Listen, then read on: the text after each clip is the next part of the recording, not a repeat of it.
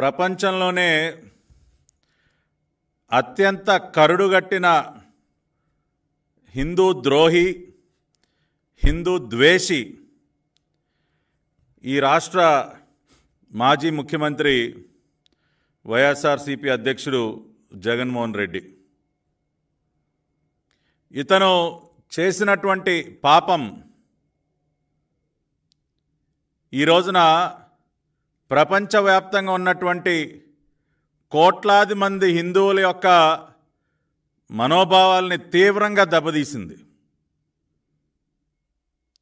ఇతను చేసినటువంటి పాపం గురించి తెలుసుకున్న తర్వాత ప్రతిరోజు ప్రతి ఒక్క హిందువు ఆ వెంకటేశ్వర స్వామి ముందు నిలబడి, స్వామి క్షమించండి స్వామి, జరగరాని ఘోరం జరిగిపోయింది, ఎంతో భక్తిభావంతో మీకు నైవేద్యంగా అందించినటువంటి ప్రసాదంలో, భక్తులకు అందించినటువంటి ప్రసాదంలో ఈ రాష్ట్రాన్ని గతంలో పరిపాలించినటువంటి ఒక దుర్మార్గుడు చేసినటువంటి పాపం వల్ల అది కలుషితమైంది. యానిమల్ ఫ్యాట్, జంతు పదార్థాలతో అది కలుషితమైంది,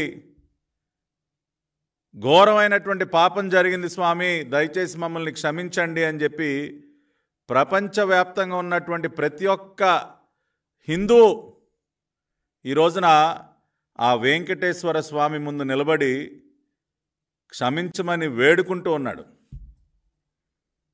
దేనికి అంటే జగన్మోహన్ రెడ్డి అనేటటువంటి ఒక కరుడు గట్టినటువంటి హిందూ ద్రోహి, హిందూ ద్వేషి చేసినటువంటి పాపానికి.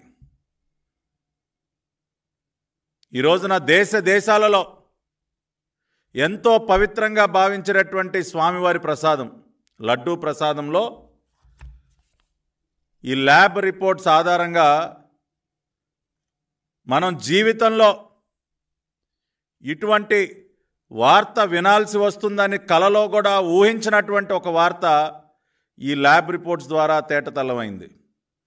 స్వామివారి లడ్డూ ప్రసాదంలో యానిమల్ ఫ్యాట్స్. నిజంగా ఒక్కసారిగా గుండె పగిలినంత పనైంది మనందరికీ. ఇంత స్పష్టంగా రిపోర్ట్ల ఆధారంగా ఈ వాస్తవాలన్నీ బయటపడితే ఇంకా కూడా మీడియా ముందుకొచ్చి బుకాయిస్తూ ఉన్నాడు, చాలా తేలిగ్గా మాట్లాడుతూ ఉన్నాడు. ఇంత ఘోరమైనటువంటి పాపం చేసినటువంటి నువ్వు జగన్మోహన్ రెడ్డి మీడియా ముందుకొచ్చి ఏం మాట్లాడుతూ ఉన్నావా?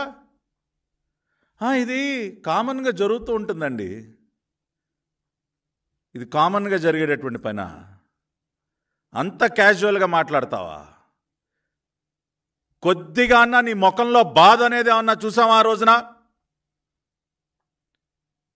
ఒక్క శాతమైనా నీ ముఖంలో అయ్యో ఇంత పాపం జరిగిందా అన్న ఒక్క బాధ నీ ముఖంలో కనపడిందా? ఏంటయా కామన్గా జరిగేది? తిరుమల శ్రీ వెంకటేశ్వర స్వామి వారి యొక్క దేవస్థానం యొక్క చరిత్రలో నాకు తెలిసి ఇటువంటి ఘోరమైనటువంటి పాపం ఎప్పుడూ జరిగి ఉండదు. ఇటువంటి పాపం చేసేటటువంటి సాహసం కూడా కలలో కూడా ఎవడూ చేసి ఉండడు. ఎందుకంటే స్వామివారంటే అంత గౌరవం, భక్తి ప్రతి ఒక్కరికి. కానీ నువ్వు ఇవాళ ఒక హిందూ ద్రోహివి కాబట్టి, ఒక హిందూ ద్వేషివి కాబట్టి, నీకు హిందూ ఫోబియా ఉంది కాబట్టి, హిందూ మతం పట్ల నీకున్నటువంటి ద్వేషభావం ఎటువంటిదో నీ 5 సంవత్సరాల పరిపాలనలోనే చూసాం కదయ్యా. ఎన్ని దేవాలయాలపైన దాడులు, రథాలని తగలబెట్టడం, రామతీర్థంలో ఆఖరికి రాముల వారి విగ్రహాన్ని కూడా ధ్వంసం చేసేటటువంటి పరిస్థితి. ఇన్ని జరుగుతూ ఉంటే నీ పరిపాలనలో ఏ రోజైనా వాటిని కట్టడి చేసే ప్రయత్నం చేశావా? దోషులని శిక్షించావా? తాడేపల్లి కొంపలో కూర్చొని పైశాచిక ఆనందం పొందుతూ ఉన్నావు. అందుకనే నువ్వు హిందూ ద్రోహి, హిందూ ద్వేషి, you are anti Hindu mister Jagan Reddy.